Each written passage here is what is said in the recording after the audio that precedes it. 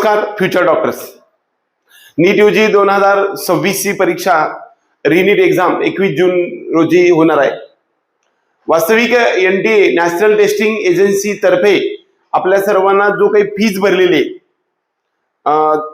Exam fee भरलेली आहे नीट UG 2026 साठी, त्याच्यासाठीची मुदतवाढ होण्यासाठीचं एक नोटिफिकेशन आपल्या समोर आलेलं आहे आणि त्यासाठी सांगण्यासाठी मी तुमच्या समोर आलोय.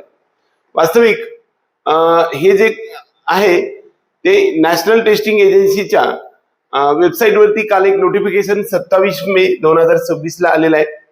Extension of facility of submission bank account details refund of examination fee NEET UG 2026 register.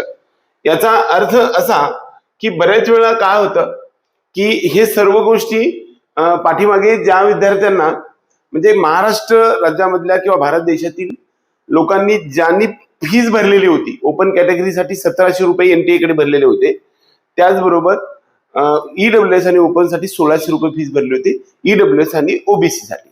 SC ST आणि OBC या SC ST थर्ड जेंडर आणि PWD या विद्यार्थ्यांनी 1000 रुपये फीज भरली होती. तो रिफंड करण्याचा डिसिजन सरकारने घेतला आणि त्याच्यासाठीची जी मुदत होती ती मुदत आपल्याला 27 मे म्हणजे काल संध्याकाळी 11:50 होती, ती वाढवण्यात आलेली आहे. त्याच्यासाठीचं नोटिफिकेशन आपल्या सर्वांना देण्यात आलेलं आहे. एक तर पहिला महत्वाचा मुद्दा की हे सर्व काय आहे तर ज्या विद्यार्थ्यांना 22 मे 2026 पासून ते 27 मे 2026 च्या संध्याकाळी 11:59 जी गोष्ट आहे ती आपल्याला जवळपास 13 लाख विद्यार्थ्यांनी अपडेट बँक अकाउंट केलेलं आहे. परंतु तरी सुद्धा 22,79,00,000 विद्यार्थ्यांसाठी एक संधी उपलब्ध करून द्यायला पाहिजे म्हणून या ठिकाणी एक संधी उपलब्ध करून दिलेली आहे. अनेक जर नुसार या ठिकाणी आपली मुदतवाढ झालेली आहे आणि मुदतवाढ 22 जून 2026 पर्यंत म्हणजे परीक्षा होऊन दुसऱ्या दिवशी पर्यंत जरी तुमचं अकाउंट अपडेट केलं तरी सुद्धा तुमची फीज रिफंड होणार आहे.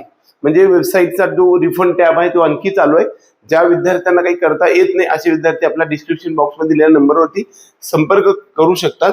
तर संध्याकाळी 11:50 पर्यंत 22 जून 2026 म्हणजे नीटची परीक्षा झाल्यानंतर दुसऱ्या दिवशीच्या संध्याकाळी 11:50 पर्यंत आपण सर्वजण या गोष्टी क्लिअर करू शकतो. निश्चित याचा अर्थ असा की आपण हा NTA ची नोटिफिकेशन आपल्या सोबत आलेले ते म्हणजे डेट वाढून आलेले की नॅशनल टेस्टिंग एजन्सी तर्फे 27 मेला एक नोटिफिकेशन आले. त्यानुसार आपल्याला जी काही अकाउंट आहे तुमचं अपडेट आणि करू घेऊ शकता आणि रिफंड मागू शकता. तुमची फीज आहे त्याची जवळपास 13 लाखाच्या आसपास लोकांनी रिफंड मागण्यासाठी प्रयत्न केलाय. तरी सुद्धा आणखी 9 लाख शिल्लक राहिले. त्या सगळ्यांसाठी एक संधी उपलब्ध करून दिली आपल्या सर्व विद्यार्थी आणि पालकांना. जर तुमची फीज रिफंड करायची नसेल तर तुम्ही काही करू नका. जर कदाचित त्याच्यावरती आणखी डिसिजन सुद्धा बदलू शकतो. परंतु जरी तुम्ही त्या ठिकाणी तुमचं अकाउंट अपडेट नाही केलं तरी सुद्धा तुम्हाला रिफंड होऊ शकेल. परंतु सध्या त्याबद्दल काही आपल्याला डिटेल सांगता येत नाही.